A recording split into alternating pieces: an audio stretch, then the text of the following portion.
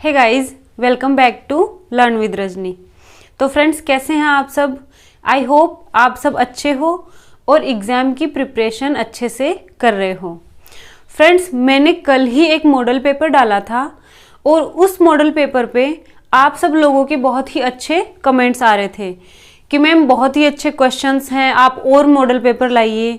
तो आज मैं एक और मॉडल पेपर आपके लिए लेकर आई हूँ। 50 क्वेश्चंस मैंने लिए हैं इंग्लिश के, फुल्ली बेस्ड ऑन सिलेबस। आपके हाई कोर्ट एलडीसी में जो सिलेबस है उसी के ऊपर पूरा मॉडल पेपर बेस्ड है। टाइम वेस्ट नहीं करना है और स्टार्ट करते हैं हम आज का हमारा मॉडल पेपर। क्वेश्चन को समझते हुए चलना है। एक मैं टिप्स आपको देना चाहूंगी कि जब भी आप कोई क्वेश्चन रीड कर रहे हैं, चाहे वो इंग्लिश का हो, चाहे वो हिंदी का हो, चाहे वो जीके का हो, क्वेश्चन को अच्छे से समझ लें। ऐसे नहीं है कि आप एकदम से कि यार टाइम कम है, ऐसा नहीं करना। क्वेश्चन को समझकर उसके बाद में ऑप्शंस देखें। तो ये आपको सारी सब्जेक्ट्स में करना ही करना है। तो स्टार्ट करते हैं आज का हमारा मॉडल पेपर। फर्स्ट क्वेश्चन है narration. Netra says that the flowers look beautiful. अब देखो, नेत्रा सेज जब डायरेक्ट स्पीच में सेज रिपोर्टिंग वर्ब प्रेजेंट या फ्यूचर टेंस में होती है तो टेंस चेंज नहीं होता। अब ये इनडायरेक्ट स्पीच है, इनडायरेक्ट स्पीच है मतलब इसके डायरेक्ट स्पीच में भी टेंस चेंज नहीं था। तो नेत्रा सेज दैट हट जाएगा, द फ्लावर्स लुक हैप्पी, ऐसा का ऐसा आ जाएगा रिपोर्टेड स्पीच। तो इसमें होगा C option. C option is the right answer. आगे चलते हैं। वॉइस का क्वेश्चन है help the needy people. Help the needy people, इसका वॉइस चेंज करना है। तो देखो, शुड से भी हो सकता है या फिर लेट से भी हो सकता है। जो इंपरेटिव सेंटेंस होते हैं उनको जब हम वॉइस चेंज करते हैं, एक्टिव वॉइस से पैसिव वॉइस बनाते हैं, तो हम उनको शुड से भी बना सकते हैं और लेट से भी बना सकते हैं। इसमें शुड का ऑप्शन तो है नहीं। ए और सी तो वैसे ही एलिमिनेट है क्योंकि ना तो लेट से बन रहे हैं और ना ही शुड से बन रहे हैं। बी और डी में से एक हो सकता है। क्वेश्चन पूरा रीड करें।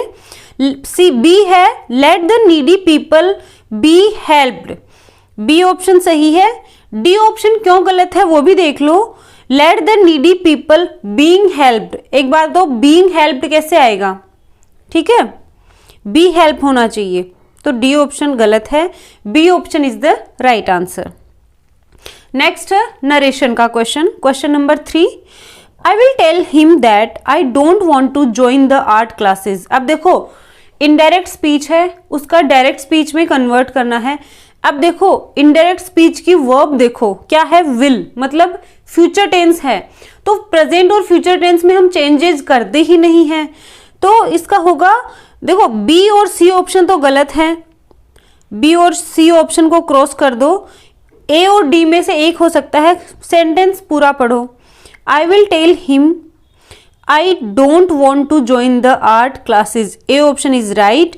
डी ऑप्शन क्यों गलत है? I will tell him I didn't. Didn't कैसे होगा? कुछ चेंजेस करना ही नहीं है तो डोंट आएगा, इसलिए डी ऑप्शन भी गलत है। नेक्स्ट है वॉइस का question. Shashi was enjoying the game. Shashi was enjoying the game. देखो, मैं बार बार आपको यही कहती हूं, जब भी आप ये क्वेश्चंस करते हो तो टेंस को टारगेट कर लें। एक्टिव वॉइस के या फिर डायरेक्ट इनडायरेक्ट के या फिर आप सेंटेंस ट्रांसफॉर्मेशन कोई भी आप कर रहे हो तो टेंस को टारगेट कर लें। उसके बाद में 99% चांसेस होते हैं कि आपका वो क्वेश्चन सही हो जाएगा। सबसे पहले हमारा टारगेट रहना चाहिए टेंस पर। ओके, तो इसमें वॉज इंजॉइंग है, वॉज इंजॉइंग है तो वॉइस में टेंस चेंज नहीं होता है। तो the game was being enjoyed by Shashi. D option is the right answer. Next है नरेशन का क्वेश्चन। अब जरूरी नहीं है कि एग्जाम में छोटे छोटे सेंटेंस ही आएंगे, बड़े सेंटेंसेस भी आ सकते हैं। एग्जामिनर आपको कंफ्यूज करने के लिए कैसे भी सेंटेंस दे सकता है। अब बड़े सेंटेंस आ रहे हैं, इसका मतलब ये तो नहीं है कि उसमें एक साथ बहुत सारी हेल्पिंग वर्ब लग जाएंगी। वही वर्ब तो एक ही होगी।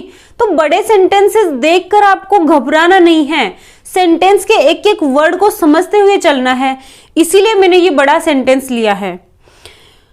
Mister Lucas told his wife not to wait for him as he would be late at the studio that night. बहुत अच्छा क्वेश्चन है, इनडायरेक्ट स्पीच है, इसका डायरेक्ट स्पीच बनाना है।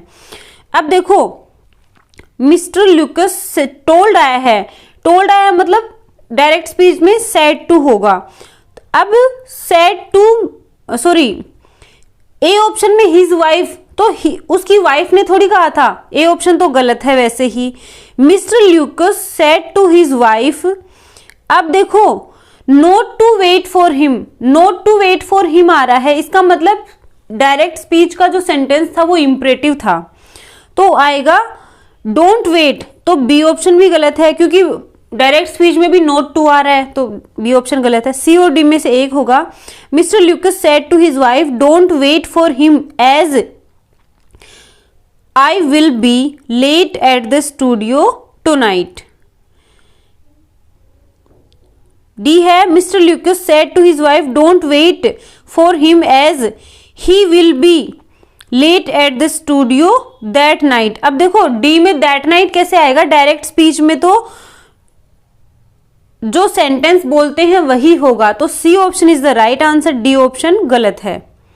आगे चलते हैं, वॉइस का क्वेश्चन है, वही मैंने जंबल करके लिए हैं, जो पैटर्न कल वाले मॉडल पेपर का था वही आज वाले मॉडल पेपर का है। जंबल इसलिए रखे हैं ताकि आप कंफ्यूज ना हो कि नरेशन का है या वॉइस का, आपको हैबिट हो जाए कि ऊपर एक बार अच्छे से देखें कि नरेशन है कि वॉइस है। नेक्स्ट है, in the evening we water the plants. बहुत ही अच्छा सेंटेंस है। वाटर नाउन भी होता है, वाटर वर्ब भी होता है। वाटर मीन्स पानी और वाटर मीन्स पानी देना, पौधों को पानी देना। तो इन द इवनिंग, शाम के समय, वी वाटर द प्लांट्स, हम पौधों में पानी देते हैं। इसका वॉइस चेंज करना है, तो द प्लांट्स। अब देखो, सेंटेंस कौन सा है, वाटर मतलब प्रेजेंट सिंपल टेंस है, तो प्रेजेंट सिंपल टेंस ही होना चाहिए, तो वर नहीं आएगा, हैव बीन नहीं आएगा, विल बी नहीं आएगा। B option is the right answer, the plants are watered in the evening. ठीक है, बाई अस आ भी सकता है, बाई अस नहीं भी आ सकता, ठीक है, इतना फर्क नहीं है। बाई अस आए तो भी सेंटेंस सही है और नहीं आए तो भी सेंटेंस सही है। आगे चलो, नरेशन का क्वेश्चन है, the interviewer said Rajiv I am impressed with you. अब इसका इनडायरेक्ट स्पीच बनाओ। ए में है द इंटरव्यूअर सेज, तो सेज कैसे आएगा, सेज नहीं आएगा। बी है the interviewer told to, told अपने बाद कभी भी टू नहीं लेगा, तो बी ऑप्शन भी गलत है। सी ऑप्शन देखो, the interviewer told Rajiv that he was impressed with him. C option is the right answer. D option इसलिए गलत होगा क्योंकि ही हैड बीन आ रहा है, हैड बीन कैसे, हमें तो सिंपल पास्ट चाहिए, इसलिए सी ऑप्शन सही है। आगे चलो, वॉइस का क्वेश्चन है, how many languages do you learn at the school. इसका वॉइस चेंज करना है, तो how many languages are learned by you at the school. How many languages are learned by you at the school. C option is the right answer. Next है, one word substitution है, close fitting cover for a sword और a knife. Sword होती है तलवार, knife होता है चाकू, तो तलवार और चाकू का जो कवर है उसको क्या कहेंगे, शीथ। SHEATH, sheath. शीथ होता है स्वॉर्ड या नाइफ का कवर। नेक्स्ट है idioms and phrases. On tenterhooks मैंने आपको करवा रखी है। ऑन टेंटर हुक्स मतलब किसी को हुक में टांग देना, किसी को हुक में लटका देना, मतलब उसको वो क्या हो जाएगा, एंग्जियस हो जाएगा, चिंतित हो जाएगा। तो ऑन टेंटर हुक्स मतलब एंजियस, चिंतित। नेक्स्ट क्वेश्चन है वन वर्ड सब्स्टिट्यूशन का, हैपनिंग एवरी 2 years। बहुत ही अच्छा वन वर्ड लिया है मैंने ये। 50% स्टूडेंट्स का गलत होगा ये, क्यों? क्योंकि ये जो बाई एनुअल और बाई एनुअल बहुत माइनर डिफरेंस है दोनों में, और इसीलिए मैंने ये लिया है, बहुत ही ज्यादा इंपॉर्टेंट है। आप लोग सोचो इसमें क्या है, और मुझे कमेंट करके बताना कि 11 नंबर का जो क्वेश्चन है वो किस किस का सही हुआ, और चीटिंग नहीं करनी है, सही बताओगे। देखो हैपनिंग एक तो होता है 1 साल में 2 बार होना और एक होता है 2 साल में 1 बार होना, फर्क है ना दोनों में। भाई 1 साल में 2 बार घटित होता है मतलब 6-6 महीने से, एक होता है 2 साल में 1 बार। तो यहां पूछा है हैपनिंग एवरी 2 ईयर्स, 2 साल में जो हैपन जो घटित होता है, 2 साल में जो कुछ होता है उसको कहेंगे बाई एनुअल। बाई एनुअल, अब बाई एनुअल किसे कहोगे? बाई एनुअल होता है 1 साल में 2 बार होना, 1 साल में 2 बार अगर होता है तो बाई एनुअल, और 2 साल में 1 बार होता है तो बाई एनुअल। तो B option is the right answer. Next है idiom and phrases, lock, stock and barrel. अच्छा ईडियम है। लॉक, मान लो आपने अपने घर को लॉक किया, स्टॉक जितना भी स्टॉक था वो लिया, बैरल जहां भी आपने वाइन या ऑयल वगैरह कुछ रख रखा है वो सारा आपने ले लिया, सारा आपने ले लिया मतलब कंप्लीटली, कंप्लीटली। नेक्स्ट है one word substitution, one who loads and unloads ships. जो शिप्स होते हैं पोर्ट के ऊपर उनको लोड करे और अनलोड करे उसको क्या कहेंगे? स्टेवेडोर, स्टेवेडोर कहेंगे। B option is the right answer, stevedore. Rustic अलग होता है, कैप्टन स्पिंस्टर होती है, कुंवारी जो लड़की होती है उसको स्पिंस्टर कहते हैं, तो बी ऑप्शन इसका सही होगा। नेक्स्ट है ईडियम एंड फ्रेजेस है। जरूरी नहीं है कि ईडियम अकेला ईडियम आए और उसका आपसे अर्थ पूछें, सेंटेंस में भी ईडियम आ सकता है, इसीलिए मैंने सेंटेंस में ईडियम लिया है। सेंटेंस पढ़ो, the heavy losses in business came like a bolt from the blue. कई लोगों को अगर नहीं भी आ रहा है तो पूरा सेंटेंस समझ लो कि बिजनेस में अगर हैवी लॉसेस हुआ है तो उसका क्या होगा? बिजनेस में कोई हैवी लॉस हो गया तो उसके बाद क्या होगा? N unexpected disaster. Heavy loss के बाद क्या होगा? एन अनएक्सपेक्टेड डिजास्टर, मतलब ए बोल्ट फ्रॉम द ब्लू, इसका मीनिंग है एन अनएक्सपेक्टेड डिजास्टर। नेक्स्ट है एंटोनिम बताना है अवॉइड। अवॉइड मतलब अवॉइड करना, ध्यान ना देना, इसका एंटोनिम होगा मीट, मिलना, मीट मिलना। नेक्स्ट है सिनोनिम, एक एंटोनिम लिया है एक सिनोनिम लिया है ताकि आप लोग थोड़ा सा कंफ्यूज हो और आपकी हैबिट बन जाए इस तरह की चीजों को देखने की। कंडेम, कंडेम होती है निंदा करना, घृणा करना, तो कंडेम का सिनोनिम होगा डिनाउंस, कंडेम का सिनोनिम होगा डिनाउंस। नेक्स्ट है इनफॉलिबल, इनफॉलिबल होता है जो गलतियां ना करे, इसका एंटोनिम बताना है। भाई जो गलतियां ना करे वो तो इनफॉलिबल होगा और जो गलतियां करे वो होगा फॉल्टी, वो होगा फॉल्टी। नेक्स्ट है ट्रांसमिट। अब देखो ट्रांसमिट का सिनोनिम बताओ। ट्रांसमिट का सिनोनिम होता है कन्वे, कन्वे करना मतलब ट्रांसमिट। रिसीव, केज और एक्सेप्ट ये अलग है और convey means transcript, sorry transmit. Next antonym बताना है सेविज का। सेविज होता है जंगली, तो सेविज का एंटोनिम होगा कल्चर्ड, सभ्य, कल्चर्ड। वायोलेंट हिंसक अलग है। विशियस, ब्रूटल, ब्रूटल क्या होता है? जो बर्बर होता है। नेक्स्ट है सिनोनिम बताओ जेनेरिक का। अब बताओ जेनेरिक का सिनोनिम क्या होगा? जेनेरिक का सिनोनिम होगा यूनिवर्सल, जेनेरिक का सिनोनिम होगा यूनिवर्सल। नेक्स्ट है the minister said anyone using drones will have to register them on an blank है पोर्टल। देखो फिल इन द ब्लैंक्स वाले जो क्वेश्चन है उनमें सारा कुछ आ सकता है, उनमें सब्जेक्ट वर्ब एग्रीमेंट भी आ सकता है, एडजेक्टिव्स भी आ सकते हैं, कन्फ्यूजेबल वर्ड्स भी आ सकते हैं, उनमें सारा कुछ आ सकता है। अब आप मुझे ये कहो कि मैम आपने कन्फ्यूजेबल वर्ड्स नहीं करवाए, आपने सब्जेक्ट वर्ब, वो सारे इसी में आएंगे, फिल इन द ब्लैंक्स में ही आएंगे। ओके, तो ये कन्फ्यूजेबल वर्ड्स का ही क्वेश्चन है। कई लोग कहते हैं मैम वो टॉपिक रह गया, रहा कुछ नहीं है, आप इनका फॉर्मेशन अलग हो जाता है। ठीक है, अब इसमें कन्फ्यूजेबल वर्ड है तो जो भी कोई ड्रोन्स यूज करे उसको क्या करवाना पड़ेगा? रजिस्टर करवाना पड़ेगा। कौन से portal? Aviation portal. Aviation portal होता है जो विमानन, रिलेटेड टू विमानन जो डिपार्टमेंट होता है उससे, तो aviation portal. Next find the error, error ढूंढनी है। The weather is much more warmer than it was a few days before. Much more warmer, तो मोर वार्मर में एरर है। क्यों? क्योंकि दो एडजेक्टिव की 2 डिग्री एक साथ आ गई, मोर और warmer. More intelligent, most intelligent वहां पर यूज हो सकता है, लेकिन वार्म, वार्मर, वार्मेस्ट, ठीक है, गुड, बेटर, बेस्ट, इनके आगे हम मोर का यूज नहीं करेंगे।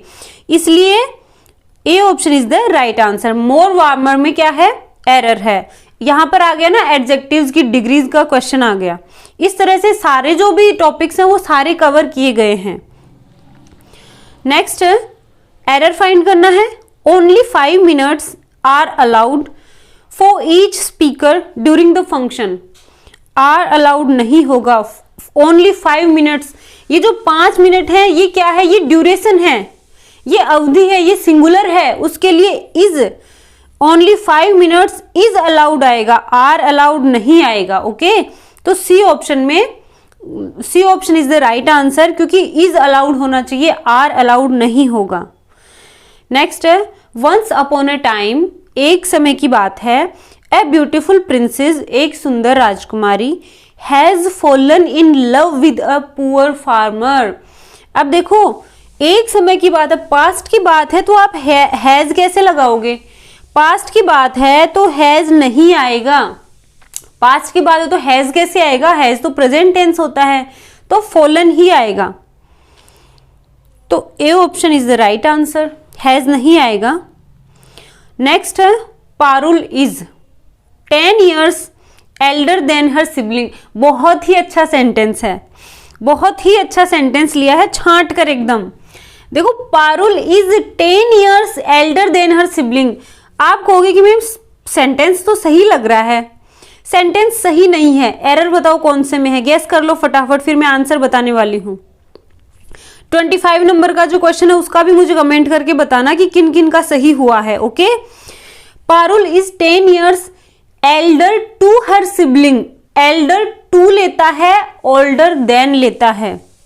ये जो ओल्डर होता है OLDER, ये जो ओल्डर होता है, ओल्डर तो देन लेगा और एल्डर जो है वो टू लेगा, तो एल्डर देन नहीं आएगा, एल्डर टू आएगा। एल्डर टू और ओल्डर देन, जो ब्लड रिलेशन होता है उनके लिए हम एल्डर का यूज करेंगे, और वैसे नॉर्मली बताने के लिए ओल्डर का यूज करेंगे। ओके, आगे चलते हैं।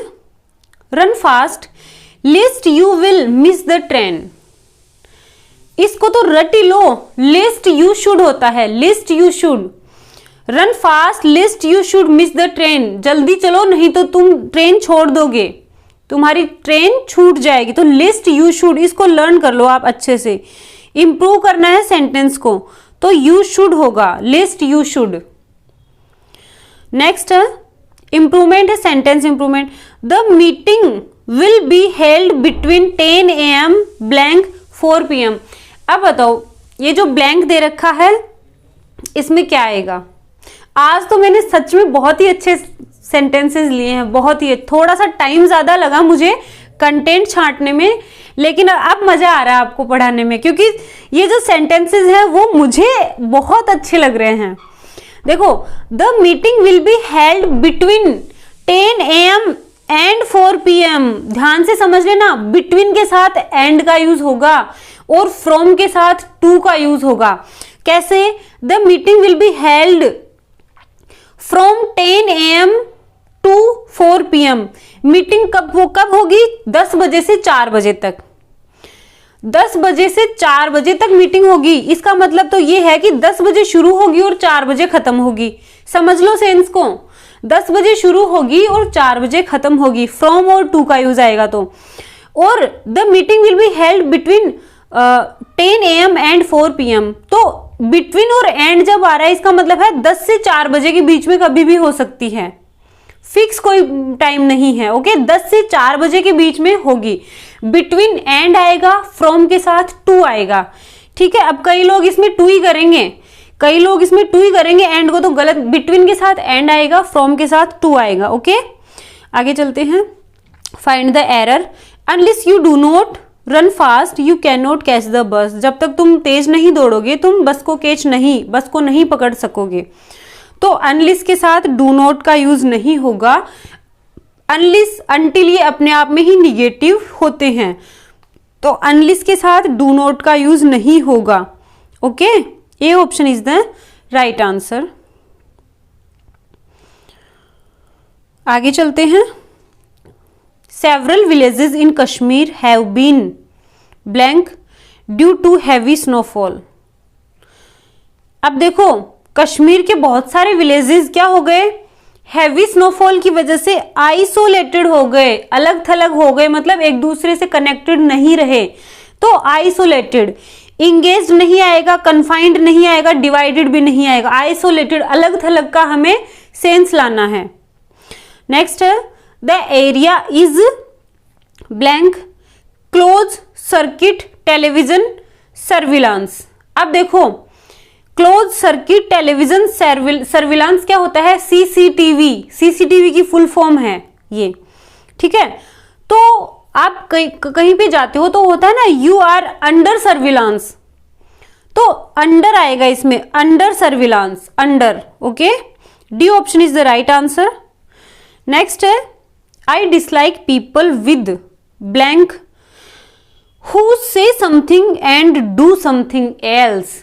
मैं उन लोगों को बहुत ज्यादा डिसलाइक करता हूं या करती हूं जो कहते कुछ और हैं और करते कुछ और हैं।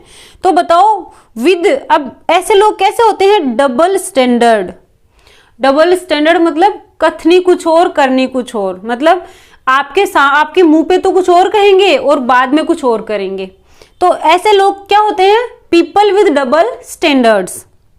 इस तरह के जो सेंटेंस होते हैं उनको पूरा पढ़ के अच्छे से समझना, उसके बाद में ऑप्शंस चूज करना। ठीक है, आगे चलते हैं। The groom stood before the blank for the wedding ceremony at the church. अच्छा सेंटेंस है ये भी। ग्रूम होता है दूल्हा, तो दूल्हा खड़ा है कहां पर, बिफोर द, सामने, कहां, वेडिंग सेरेमनी में, चर्च के अंदर। अब देखो ये कंफ्यूजेबल वर्ड से आया है ये question. Atlas, altar, attic, alter. Alter is the right answer. Alter होता है वेदी या फिर चर्च में जो टेबल होती है जहां पर पादरी काम करवाता है वो। तो एल्टर, ALTAR, एल्टर होती है वेदी और ALTER ऑल्टर होता है चेंज करना। नेक्स्ट है we have not been to Gangotri blank almost 10 years।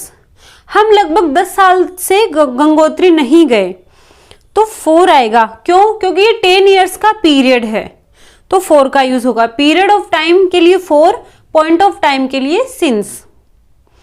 आगे चलो। डू नॉट मेडल ब्लैंक है the affairs of others.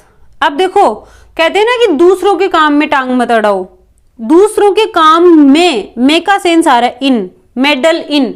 Do not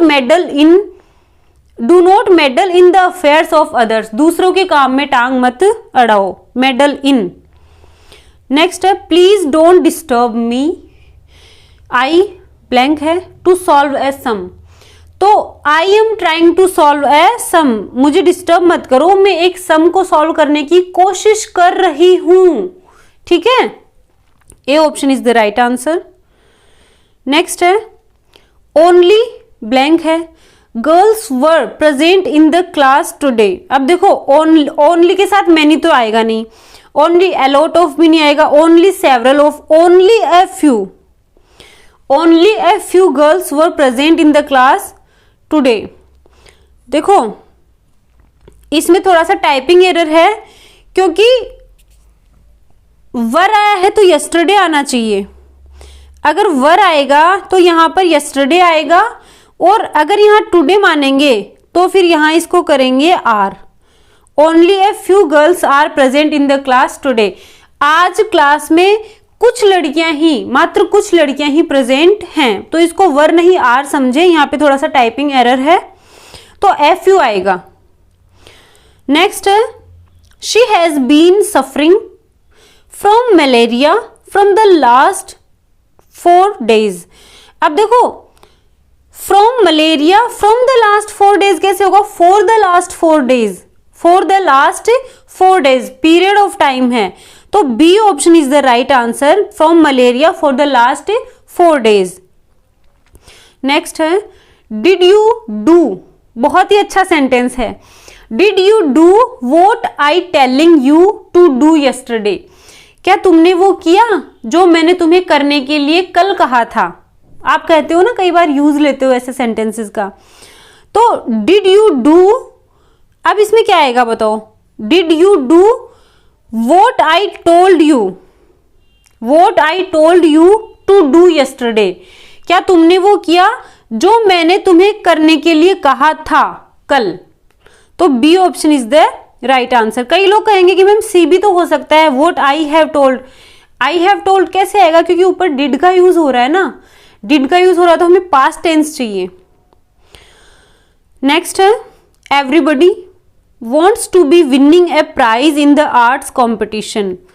अब देखो वॉन्ट्स टू बी विनिंग नहीं आएगा, वॉन्ट जो है ना, वॉन्ट जो वर्ब है वो अपने बाद में इंफिनिटिव लेगी, जिरंट नहीं लेगी, तो C option is the right answer. Everybody wants to win, everybody wants to win, C option होगा। नेक्स्ट है she walked among me without greeting me. कई लोग इसमें कंफ्यूज होंगे, इसमें आएगा पास्ट मी। अब आप कहोगे कि मैम पास्ट तो भूतकाल होता है, पास्ट भूतकाल भी होता है, और जब पास्ट एडवर्ब होती है, पास्ट जब एडवर्ब होता है मतलब एक तरफ से दूसरी तरफ पास करके जाना, एक तरफ से दूसरी तरफ जाना, मतलब शी वॉक्ड पास्ट मी, मतलब उस तरफ से उस तरफ चली गई, मेरे इस तरफ से उस तरफ चली गई विदाउट ग्रीटिंग मी, बिना मुझे ग्रीट किए, बिना मुझे हाय हेलो किए, तो C option is the right answer.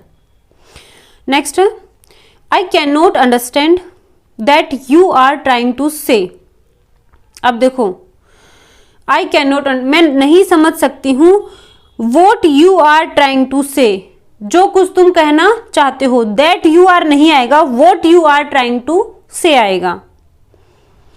Next है चूज द करेक्ट सफिक्स और प्रीफिक्स फॉर द वर्ड। एक वर्ड दिया है आर की, आर की में या तो सफिक्स जोड़ो या प्रीफिक्स जोड़ो, लेकिन जो वर्ड जो बनेगा वो मीनिंगफुल होना चाहिए, ना कि मीनिंगलेस, मीनिंगफुल वर्ड बनना चाहिए। जब भी हम प्रीफिक्स एंड सफिक्स ऐड करते हैं तो रूट वर्ड में जो सफिक्स और प्रीफिक्स ऐड करके जो नया वर्ड बनता है वो मीनिंगफुल बनना चाहिए, ऐसे नहीं कि हम कुछ भी ऐड कर देंगे। ओके, तो आर की में हमने ए एन जोड़ा, ठीक है, प्रीफिक्स जोड़ा तो क्या बना? एनार्की, मतलब अराजकता। नेक्स्ट है choose the correct suffix, suffix choose करो। The medical treatment, the medical treatment really help my skin problem. Next है she dislikes me, change in negative sentence, इसको निगेटिव सेंटेंस में चेंज करो। सेंटेंस ट्रांसफॉर्मेशन के question है, तो she dislikes मी, वह मुझे नापसंद करती है, इट मीन्स वह मुझे पसंद नहीं करती, तो she doesn't like me, she does not like me, B option is the right answer. Next है change in assertive sentence, interrogative है उसका असर्टिव में चेंज करना है, तो am I right, am I right, क्या मैं सही हूं, इट मीन्स, अब बताओ एम आई राइट, क्या मैं सही हूं, इसका मतलब क्या होगा? मैंने आपको बताया था जब इंटरोगेटिव में नोट नहीं है तो इंपरेटिव जब सेंटेंस बनाएंगे, सॉरी असर्टिव जब सेंटेंस बनाएंगे उसमें नोट लगाएंगे, तो एम आई राइट, क्या मैं सही हूं, it means I am not wrong, मैं गलत नहीं हूं। Am I right means I am not wrong, मैं गलत नहीं हूं। Next change in assertive sentence, assertive sentence में चेंज करो। अलास, मतलब बात सोरो की है। That my grandmother is no more, तो इट, अब देखो वॉज एक्सट्रीमली नहीं आएगा क्योंकि grandmother is no more आया है, तो वॉज नहीं आएगा, दोनों वॉज एलिमिनेट हो जाएंगे। It is extremely sad that my grandmother is no more, is आएगा, वॉज नहीं आएगा, तो A option is the right answer. Next है which of the following is not a right word according to prefix, prefix के according कौन सा सही word नहीं है? ए है इलीगल सही है, लीगल में IL ऐड हो गया तो इलीगल बन गया। इलॉजिकल, लॉजिकल में IL तो इलॉजिकल। इलेजिबल, लेजिबल में इल लग गया तो इलेजिबल। इलेजिटिमेट ये सही नहीं है क्योंकि इसमें ILL होना चाहिए था, ILL होना चाहिए था, इलेजिटिमेट। तो डी ऑप्शन गलत है। जब भी आप इस टाइप के क्वेश्चन हो तो उसको ध्यान से पढ़ लेना कि नोट ए राइट, राइट पूछा है या रॉन्ग पूछा है, ये जरूर पढ़ लेना एक बार, क्योंकि बहुत सारे स्टूडेंट्स यहां कंफ्यूज होते हैं। ओके, आगे चलते हैं। विच of the following is note an adjective form of ly suffix. ly suffix की कौन सी एडजेक्टिव फॉर्म नहीं है? कावर्डली, डरपोक, तो ये तो एडजेक्टिव फॉर्म है। माइजरली, कंजूस, ये भी एडजेक्टिव फॉर्म है। स्कॉलरली, ये भी एडजेक्टिव फॉर्म है। निगार्डली, ये भी डेफिनेटली नहीं है। डेफिनेटली क्या होता है? एडवर्ब है, ठीक है। He is definitely wrong, wrong adjective है, उसको क्वालिफाई कर रहा है एडवर्ब, तो ही इज डेफिनेटली रॉन्ग, तो डेफिनेटली है एडवर्ब। हमें यहां पर क्या क्या पूछना था? Note an adjective form. इनमें से एडजेक्टिव फॉर्म कौन सी नहीं है? तो ये चारों एडजेक्टिव की फॉर्म है और डेफिनेटली नहीं है, तो E option is the right answer. Next, there is hardly, तो हार्डली अपने साथ लेता है any. There is hardly any time left for the bus. Next और लास्ट क्वेश्चन है, there are blank doctors who are interested in working in remote villages. तो there are few doctors, few doctors मतलब ना के बराबर, ना के बराबर डॉक्टर्स ऐसे हैं जो रिमोट विलेजेस, जो दूर दराज के गांव हैं, उनमें काम करना पसंद करें। फ्यू, देखो यहां पर जब फ्यू की और इनकी बात आ गई है तो मैं बता दूं कि लिटिल और फ्यू, लिटिल जो यूज होता है वो मात्रा के लिए यूज होता है और फ्यू यूज होता है संख्या के लिए। अब a little, the little, a little और the little, few, a few और द फ्यू। देखो मान लो मेरी क्लास है 100 स्टूडेंट्स की। अब 100 स्टूडेंट्स में से लगभग 90 और 95 स्टूडेंट्स प्रेजेंट हैं मेरी क्लास में, तो वहां पर यूज होगा द फ्यू का। लेकिन अगर मेरी क्लास में 30-40 स्टूडेंट्स प्रेजेंट हैं तो वहां पर यूज होगा ए फ्यू का। और अगर वहां पर सिर्फ 2-3 स्टूडेंट्स प्रेजेंट हैं 100 में से, वहां पर यूज होगा फ्यू का, मतलब ना के बराबर, इतने कम कि मैं क्लास ले ही नहीं सकती हूं। समझ लो, लिटिल, ए लिटिल और द लिटिल। आपके घर पे गेस्ट आए, ठीक है, मम्मी किचन में गई चाय बनाने के लिए और उन्होंने देखा कि जो ग्लास था जिसमें दूध डाला हुआ था, अगर उसमें सिर्फ इतना सा दूध है, ग्लास में अगर इतना सा दूध है कि 1 कप चाय भी ना बने, तब तो वो दूध है लिटिल। और अगर ग्लास में इतना सा दूध है कि थोड़ा बहुत पानी वानी मिला के थोड़ी कटिंग वाली चाय देकर काम चला सकते हैं, तब वहां यूज होगा ए लिटिल। और ग्लास में इतना दूध है कि आराम से चाय बन सकती है और सबको आराम से आ सकती है, तब यूज होगा द लिटिल का। आई होप आपको अब little, a little, the little, few, a few और द फ्यू, इनकी कंफ्यूजन दूर हो गई होगी। फ्रेंड्स, मैंने बहुत ही अच्छे से आपको मॉडल पेपर आज सॉल्व करवाया है। प्लीज कमेंट करके बताना कि आपको मॉडल पेपर कैसा लगा। ये मॉडल पेपर आपके लिए बेनिफिशियल है या नहीं है, क्वेश्चंस आपको कैसे लग रहे हैं, प्लीज कमेंट करके जरूर बताना। और ऐसी ही तैयारी रखना, ऐसे ही, और माइंड को एकदम चिल रखना, प्रेशर में बिल्कुल भी नहीं रहना है। बिल्कुल आप सोच लो कि जैसे मॉडल पेपर यहाँ सॉल्व कर रहे हो, वैसे ही आप जहां भी आपका एग्जामिनेशन सेंटर है वहां जाकर आप मॉडल पेपर ही सॉल्व करोगे। तो आज के लिए इतना ही, मिलते हैं नेक्स्ट वीडियो में, तब तक के लिए बाय बाय।